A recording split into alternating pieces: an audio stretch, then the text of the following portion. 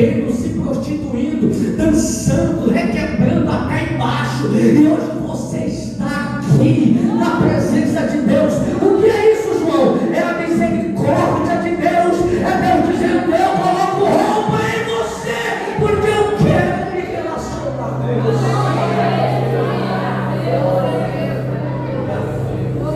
Oração é comunicação. Oração é se apresentar a Deus. Estou lhe dizendo, não perca o foco da mensagem. Fiz essa introdução para você entender que oração é a apresentação de sentimentos e palavras. Não ore, não dobre os joelhos para orar com maquiagem no rosto. Não é literal isso aqui não, é rosto. Não pinte uma fantasia perante Deus. Não prepare um rascunho, um esboço para conversar com Deus. Rasga a alma. Glória a Deus. Fala a sua vontade, os seus desejos pecaminosos.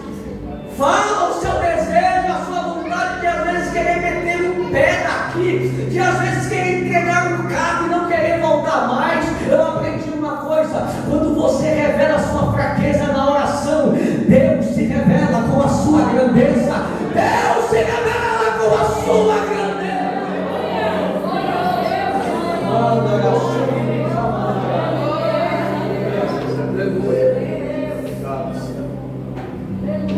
Rasga a alma. É por isso que Ana disse para Eli. Irmãos, todos nós conhecemos a história de Ana.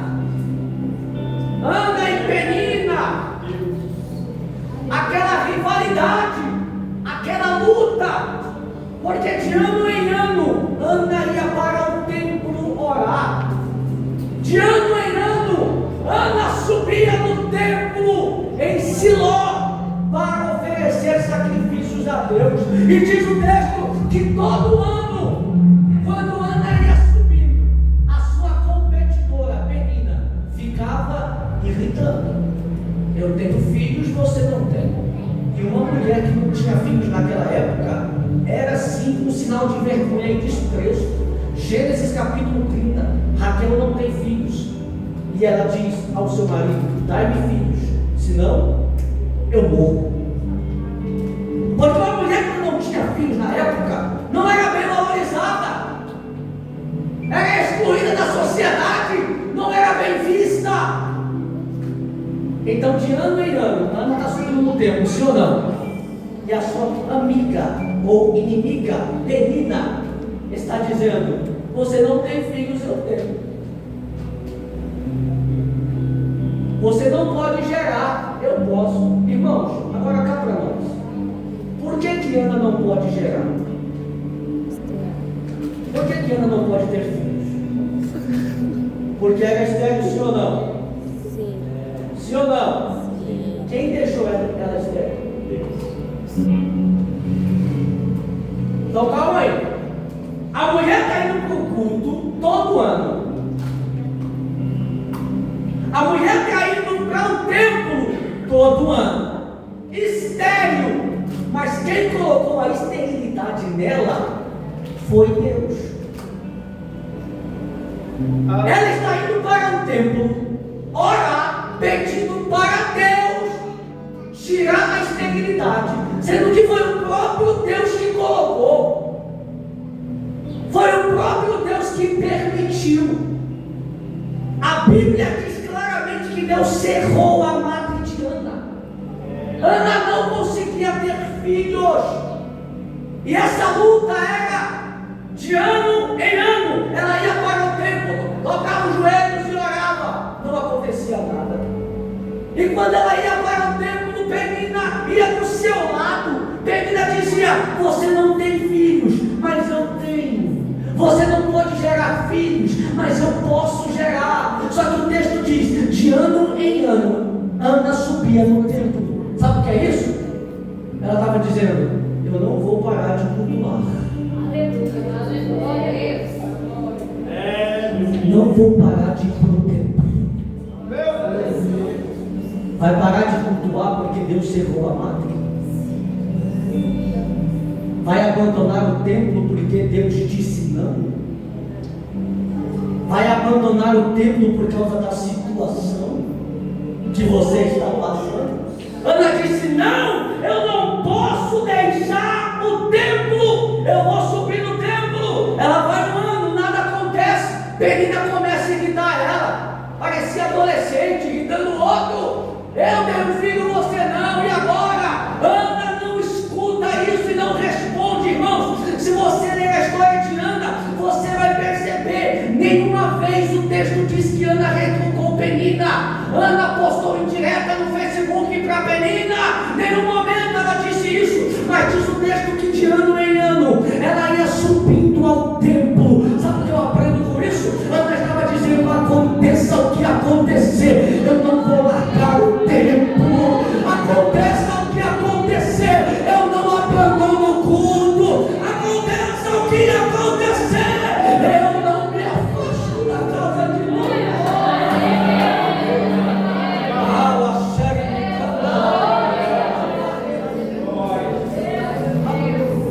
Ana não está aguentando mais, está sem comer, está sem beber, está chorando amargamente e não sai do quarto, chorando, pedindo, insistindo, querendo algo de Deus. Eucana, seu esposo, chega para ela e diz: Ana, não sou eu melhor do que 10 filhos para você? Inclusive, esse texto, alguns teólogos usam para dizer que Penina tinha 10 filhos. Porque Eucana chega e diz: não sou eu melhor do que 10 filhos para você? Então, se levarmos em conta que Penina tinha 10 filhos e Ana nenhum, era uma humilhação danada naquela época. Era uma extrema humilhação. É por isso que Ana não sai do quarto. Ana não come, não se alimenta, está atribulada de espírito, não consegue conversar, não consegue se socializar, não quer ver ninguém, está trancada no quarto, chorando dia e noite, querendo um milagre, querendo uma bênção, querendo um filho. Certo dia, Ana vai subir para o templo, amargurada, acabada, emocionalmente. A sua estrutura estava abalada, porque há momentos na nossa vida que a estrutura abala, há momentos na nossa vida que a estrutura balança, mas não derruba, porque quem colocou a estrutura foi Deus. Há pessoas que digam: cuidado para ninguém puxar teu tapete. Irmão, sai dessa. Crente não é firmado em tapete, crente é firmado na palavra de Deus, que é a nossa estrutura. Ana vai no templo e ela dobra os joelhos, pastor. Ela não conseguia emitir som. Ela está orando, mexendo os lábios, mexendo os lábios. Irmãos, olha para cá. Judeu, o povo de Deus naquela época, não orava assim. Não era costume orar apenas movimentando os lábios. O que ela está fazendo aqui é algo que ninguém fez, porque não era costume do povo de Israel. Qual que era o costume, João, biblicamente falando? Jeremias 33, versículo 3. O que Deus fala para a nação? Grita a mim e eu vou te responder. Abacuque capítulo 2, versículo 3, Abacuque diz: até quando eu vou gritar e o Senhor não vai me responder? Qual que é o modelo de oração do Antigo Testamento? Gritar, clamar, emitir som na hora da oração. O que Ana está fazendo é totalmente contrário ao padrão de oração de Israel. Porque quando, não sei se você sabe, mas os judeus, eles não oram silenciosamente, eles clamam. Chega naquele muro lá de Jerusalém, eles ficam balançando assim, começa a mexer os braços, tudo, e começa a gritar. Eles gritam, é o povo mais festivo da terra, os judeus. Só que Ana não está em clima de festa. Ana não está em um clima de festividade. Ana não está bem emocionalmente falando para gritar, para emitir som da sua boca, porque ela não consegue. A armadura tomou conta da vida de Ana. A decepção, a frustração tomou conta de Ana. O medo tomou conta de Ana. E ela não consegue emitir som na sua voz. O sacerdote do templo, ou o pastor do templo que estava naquele momento, ficou olhando a boca de Ana, o movimento que ela fazia com os lábios. É por isso que nem ele entendeu a oração. E ele vai dizer: Ana, você veio para o templo embriagada. Por que você não larga o vinho, Ana?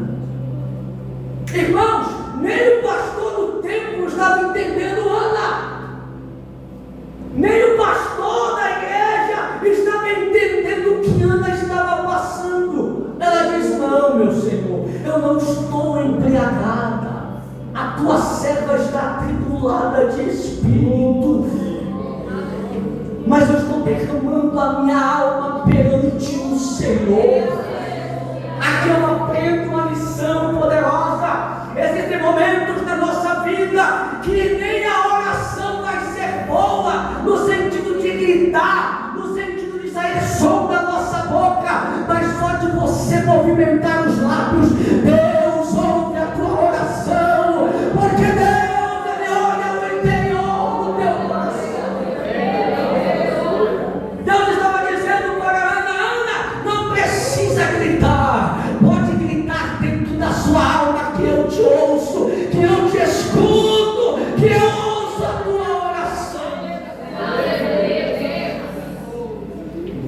É algo importante demais isso aqui, porque ela está decepcionada, mas ela não larga o tempo.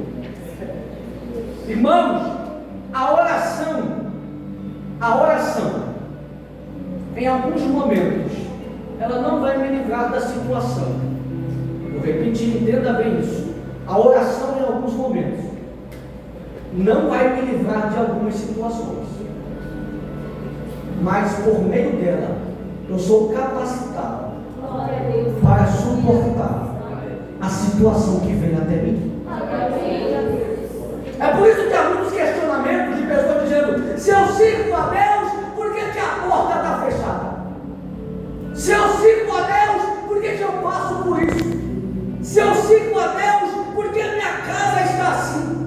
Se eu sirvo a Deus, por que eu estou aqui, mas lá está assado? Por que eu estou assim, mas ali está daquele jeito? Se eu sirvo a Deus, se eu oro, se eu busco, por que está acontecendo isso comigo? Ei, o mesmo Deus que fechou a madre de Ana é o mesmo Deus que depois de um tempo abriu a madre. Deus é o Deus que permite essa situação, mas é o mesmo Deus que depois te arranca dela com mão forte, porque Ele ouve a tua oração.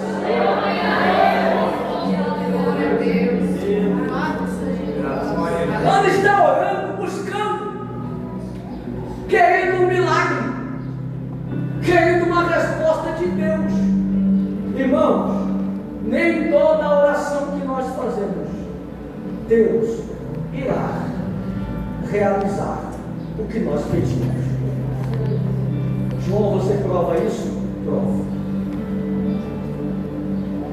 2 Coríntios capítulo 12. Paulo está orando: Senhor, arranca de mim o espinho na cara. Deus tirou? Deus tirou, irmãos? Mas não foi Paulo que pediu? O maior plantador de igreja do Novo Testamento. O cara é teólogo, cheio do Espírito Santo, foi arrebatado ao terceiro céu, pastor. Ele tocou o joelho e falou: Deus, arranca de mim o espinho na cara. Irmãos, 3 vezes Paulo orou. Primeiro, Deus não responde. Segunda, não. Na terceira, Deus responde e fala: não vou tirar o espinho na cara, a minha graça te basta. Não vou tirar o espinho, mas vou te dar a graça para suportar. Não vou tirar pegar o espinho, mas vou te dar graça para você suportar. Hoje Deus ecoa a voz dele nesse templo esta manhã, dizendo: essa situação que você está passando, eu estou te dando graça para suportar. Eu estou te dando graça para suportar. Senhor, mas o espinho está doloroso, não estou aguentando mais. A minha graça te basta, porque o meu poder se aperfeiçoa na tua fraqueza. João, por que quando eu oro, às vezes não acontece nada? É simples. Porque alimentamos a ideia. E agora me permita ser um pouco exortativo em relação a isso. Alimentamos a ideia de que a oração é garantia que Deus vai fazer, enquanto a Bíblia nunca mostrou isso. A oração não é garantia daquilo que eu vou receber, o que eu estou pedindo. Por quê, João? Porque a oração não é para revelar a minha vontade. Eu vou repetir, tem alguém que entendeu? A oração não é para revelar a minha vontade. Lucas capítulo 12. Um discípulo chega até Jesus, ensina-nos a orar. Jesus fala: quando vocês for orar, olha assim: Pai nosso que estás no céu, santificado seja o teu nome, venha a nós o teu reino, seja feita a minha vontade, seja feita a tua vontade, assim na terra como no céu. A vontade de Deus prevalece tanto na esfera terrena como na esfera celestial. A oração é para que Deus revele a vontade dele na minha vida. É por isso que há muitos crentes medidos dizendo: eu vou orar e Deus vai ter que fazer, eu vou orar e Deus vai ter que abrir, eu vou orar e vai ter que acontecer. Se não acontecer, eu rasgo a Bíblia. Então rasga, porque a oração não é para fazer a tua vontade, mas é para mostrar a vontade de Deus, é para revelar a vontade de Deus. Irmãos, nem Jesus orou da forma que alguns estão orando aí. Mateus capítulo de número 26, Jesus está no Getsemane. Ele diz: Senhor, se possível, olha a oração de Jesus: Senhor, se possível, passa de mim este cálice, todavia seja feita a tua vontade e não a minha. Pare de orar errado. A oração não é para que Deus faça a tua vontade, mas é para que a vontade dele seja feita. Por quê, João? Porque a minha vontade pode ser frustrada, mas a vontade de Deus, aleluia, a minha vontade pode ser frustrada, mas a vontade de Deus, não tem demônio no inferno, não tem presidente, não tem senador, não tem político, não tem adversário que impeça a vontade de Deus na nossa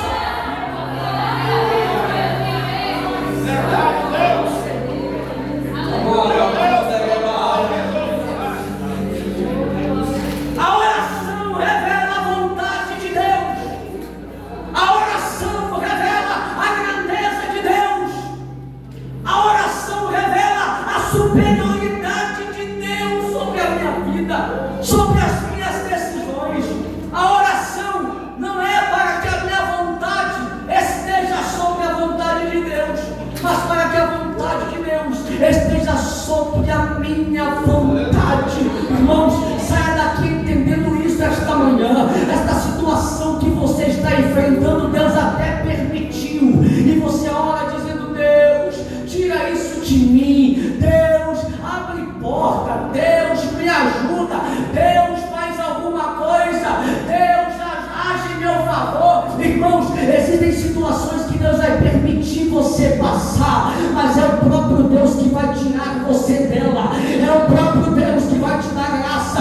É o próprio Deus que vai te dar estrutura. É o próprio Deus que vai te fortalecer para você passar.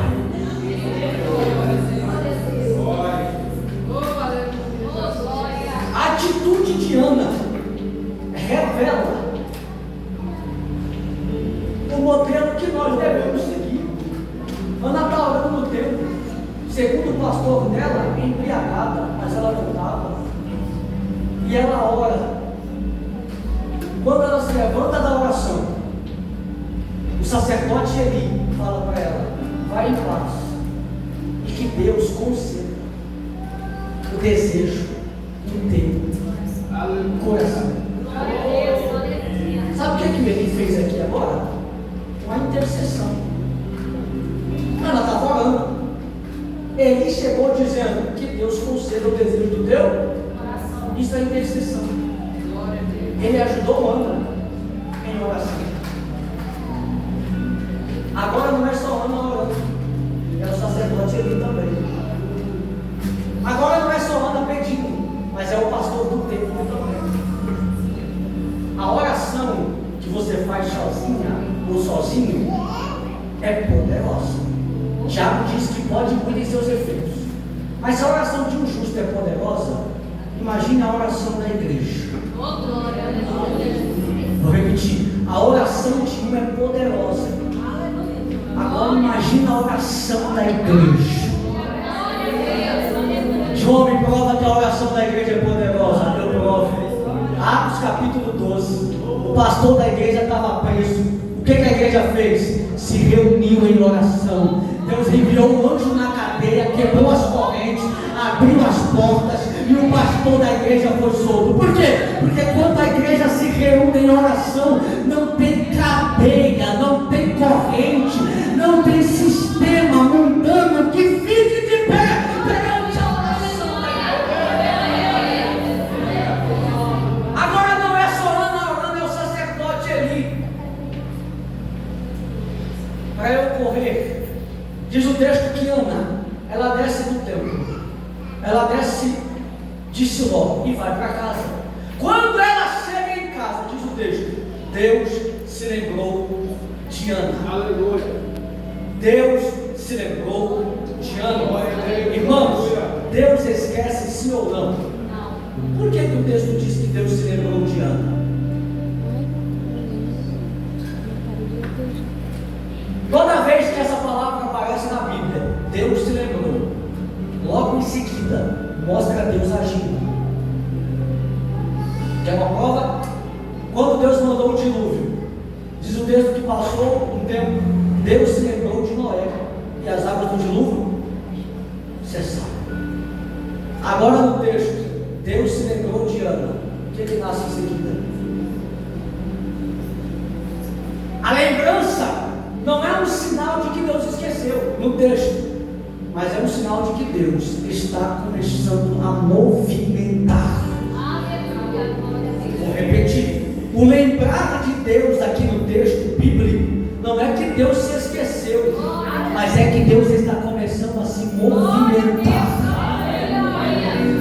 Hoje Deus está lembrando de você. Eu vou repetir porque isso é profético. Hoje Deus está se lembrando de você. Hoje Deus está se lembrando de você. Deus está começando a agir em teu favor. O Deus que cerrou a madre é o mesmo Deus que tem poder para abrir a hora que Ele quiser. E nesta manhã, receba esta palavra: Deus está se lembrando de você. Ramanácia, levante a mão, receba esta palavra profética, porque eu estou sentindo Deus aqui nesta manhã. Deus está dizendo: João, diga para a minha igreja, eu estou lembrando deles nesse momento. Eu estou começando a agir, eu estou começando a movimentar as águas. Eu sei que o espinho é doloroso e causa perturbação, eu sei que o espinho incomoda, eu sei que o espinho causa tribulação, mas nesta manhã, receba a graça de glória, receba a graça de Deus, porque Deus hoje está movimentando as águas. Aquilo que parecia impossível de acontecer, com o tempo e agora com os olhos da fé, Deus, aleluia, estou sentindo meu corpo todo arrepiado. Há um mover de Deus esta manhã, há uma graça de Deus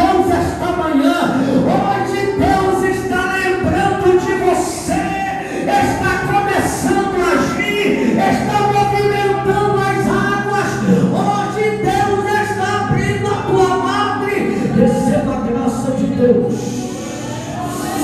Receba a graça de Deus agora. Há um mover de Deus envolvendo esta igreja nesse exato momento. Xelemaca, Nauacélia, Gemina, Canto, Riminácia. O Espírito Santo está começando.